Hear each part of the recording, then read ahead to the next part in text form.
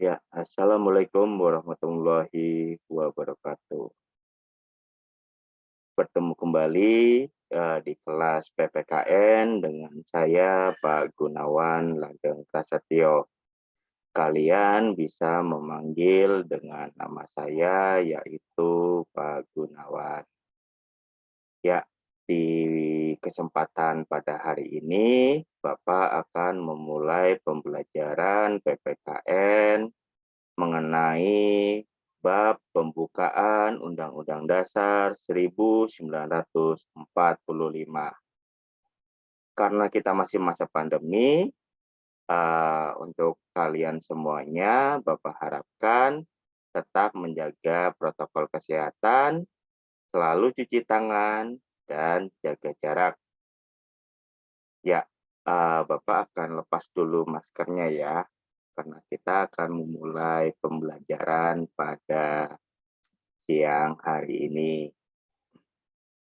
Oke, kita akan masuk ke pembelajarannya. Semoga kalian semua sudah menyiapkan buku catatan serta buku panduan belajar kalian ya, untuk menunjang pembelajaran pada siang hari ini. Nah, untuk materi pembelajaran kita akan membahas mengenai pokok pikiran dalam pembukaan Undang-Undang Dasar Negara Republik Indonesia tahun 1945, di mana tujuan pembelajarannya yaitu memahami dan menghayati isi alinea dan pokok pikiran yang terkandung dalam pembukaan Undang-Undang Dasar Negara Republik Indonesia tahun 1945. Yang kedua, mensistensikan isi alinea dan pokok pikiran yang terkandung dalam alinea pembukaan Undang-Undang Dasar Negara Republik Indonesia tahun 1945.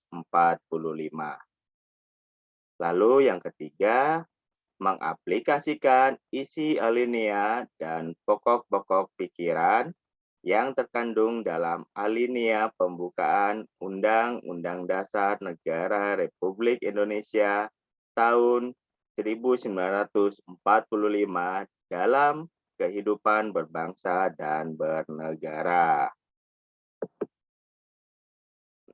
Untuk pembahasan pertama, Bapak akan membahas sedikit mengenai makna alinea pembukaan Undang-Undang Dasar Negara Republik Indonesia tahun 1945.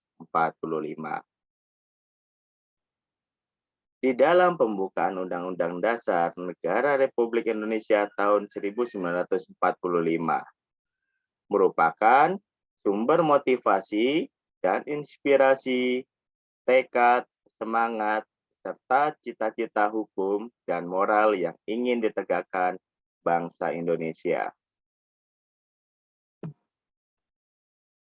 Nah, dalam alinea pertama menegaskan bahwa kemerdekaan adalah hak segala bangsa, bukan hak perorangan atau individu, apalagi kelompok tertentu. Jadi kemerdekaan ini merupakan milik kita bersama, kita yang perjuangkan dan untuk kita semua, bukan hak dari orang-orang tertentu, individu-individu tertentu, atau bahkan kelompok-kelompok tertentu. Kita semuanya berhak merasakan kemerdekaan yang telah kita perjuangkan sampai saat ini. Di dalam alinea pertama, pembukaan Undang-Undang Dasar Negara Republik Indonesia tahun 1945 menyatakan hak kodrati untuk merdeka. Nah, sedangkan dan untuk alinea kedua itu menjabarkan penilaian para pendiri bangsa. Ya, kita lihat selanjutnya. Jika Indonesia dipandang sebagai sebuah negara yang merdeka, berarti Indonesia adalah negara yang bebas dari kekuasaan bangsa lain dan dapat menentukan nasibnya sendiri. Jadi, negara kita adalah hak kita sendiri. Kewajiban kita sendiri untuk membangun, bukan atas dasar keinginan dari bangsa lain. Kita tidak lagi di dalam jajahan negara-negara lain. Itu adalah makna kemerdekaan yang terdapat dalam Undang-Undang Dasar. Jika Indonesia dipandang sebagai negara bersatu, berarti setiap warga negara muncul kebulatan tekad untuk mewujudkan cita-cita bersama.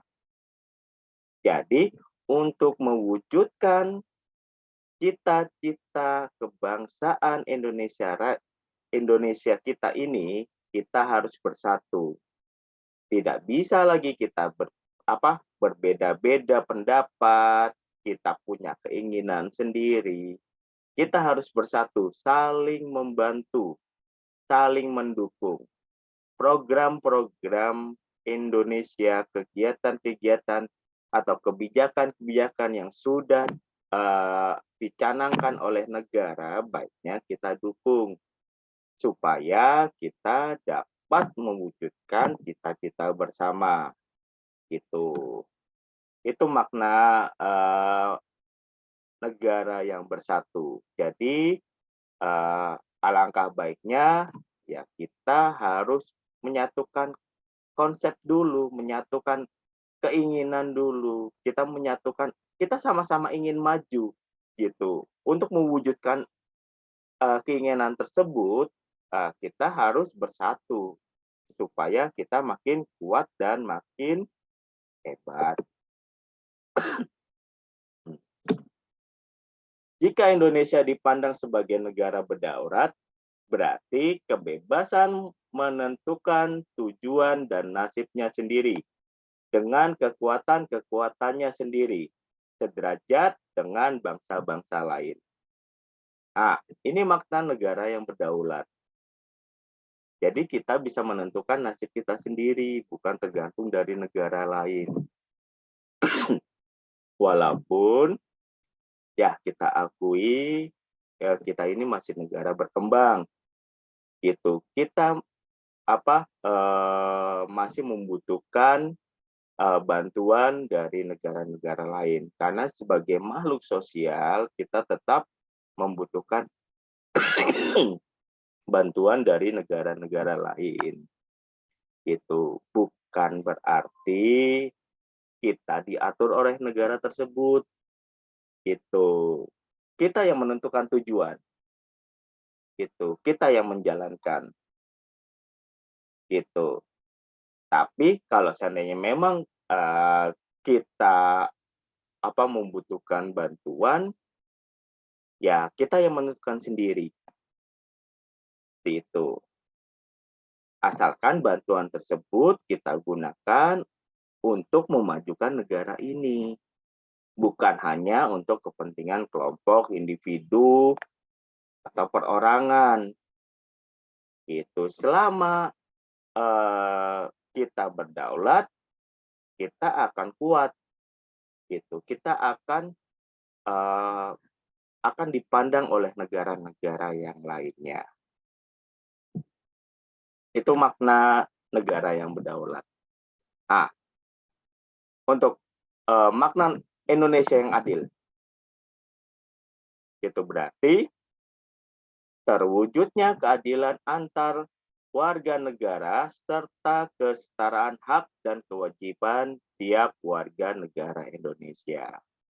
Warga negara Indonesia berhak itu mendapatkan kesetaraan. Itu baik itu haknya maupun kewajibannya. Apa saja hak-hak warga negara? Hak memperoleh pendidikan, hak memperoleh kesehatan, Itu hak memperoleh kesamaan hukum. Semua warga negara memiliki kesetaraan hak yang sama. Pemerintah tidak bisa mengintervensi satu sama lain. Si A ini dari penduduk timur, ini dari barat. Hukumnya seperti ini. Yang ini seperti ini, tidak bisa seperti itu. Itu bukan arti dari negara yang adil. Untuk arti dari Indonesia yang adil itu adalah yang salah ya disalahkan, yang benar ya dibenarkan. Itu adalah hak kesetaraan. Kewajibannya apa? Misalnya mematuhi hukum di negara ini. Semua orang wajib. Tidak bisa karena si B itu misalnya dia seorang pejabat, si C itu misalnya cuman rakyat sipil, yang si B melakukan kejahatan namun tidak dihukum, itu tidak bisa. Itu sebagai negara yang adil, semuanya harus mendapatkan kewajiban hukum yang sama. Jika salah, ya dihukum. Jika tidak salah pun juga ya harus dibebaskan. Seperti itu, tidak boleh menyalah-nyalahkan. Nah, ini lagi. Selanjutnya ya, Indonesia yang makmur. Berarti terpenuhinya kebutuhan warga negara Indonesia. Baik kebutuhan material maupun spiritual. Kebutuhan material itu apa? Ya, sebagai contoh ya, bahan pangan, itu ya infrastruktur, itu semua harus dijamin, harus terpenuhi oleh seluruh warga negara Indonesia. Dari Sabang sampai Merauke harus mendapatkan kebutuhan yang sama. Itu baru bisa dikatakan Indonesia yang makmur. Infrastruktur bagaimana? Ya harus sesuai, harus terpenuhi juga. Jangan sampai hanya di kota-kota besar saja yang diperhatikan infrastrukturnya. Namun di daerah-daerah terpencil itu tidak pernah ada pembangunan. Tapi alhamdulillahnya untuk negara kita sudah mulai diperhatikan. Di Papua sudah banyak dibangun jalan-jalan besar, jalan-jalan tol, hingga ke Sumatera sudah banyak dibangun jalan-jalan tol, hingga waduk-waduk, dan infrastruktur lainnya seperti jembatan penyeberangan dan lain-lain. Itu menunjukkan Indonesia berkomitmen untuk menjadi Indonesia yang makmur. Spiritual pun juga seperti itu. Jadi mulai diperhatikan keberagaman, kepercayaan masing-masing pemeluk agama, mulai dijamin kebutuhannya untuk menjalankan ibadahnya masing-masing. Gereja-gereja yang dibangun, tempat ibadah lainnya yang dibangun, masjid-masjid yang dibangun tidak mendapatkan halangan apapun. Semua warga penganut agamanya masing-masing tidak mendapatkan intervensi dari apapun, dari manapun. Itu menunjukkan Indonesia sudah mengarah ke dalam Indonesia yang makmur. Sebenarnya masih banyak materi yang ingin Bapak sampaikan, karena ini sebagai pembelajaran di awal. Nanti Bapak akan memberikan beberapa tugas untuk kalian, itu berupa tugas diskusi ya, nanti kalian bisa melihatnya di Google Classroom kalian masing-masing, dibaca baik-baik, dicermati pertanyaannya, itu nanti kalian jawab selengkap mungkin. Kalian Bapak bebaskan untuk mencari sumber-sumber lain selain buku panduan yang sudah kalian dapatkan di sekolah. Kalian bisa menggunakan internet kalian, gitu. Kalian bisa mengakses dari banyak website yang ada, gitu. Jadi Bapak ingin kalian memberikan jawaban yang lengkap, gitu. Semakin lengkap jawaban kalian, Bapak akan memberikan nilai yang lebih baik. Ya, jadi mungkin seperti itu untuk awal pertemuan atau video pembelajaran dari Bapak. Bapak sampaikan sekali lagi, tetap jaga kesehatan, rajin belajar, semangat belajar, dan jangan lupa tugasnya dikerjakan. Bapak akhiri, Assalamualaikum warahmatullahi wabarakatuh.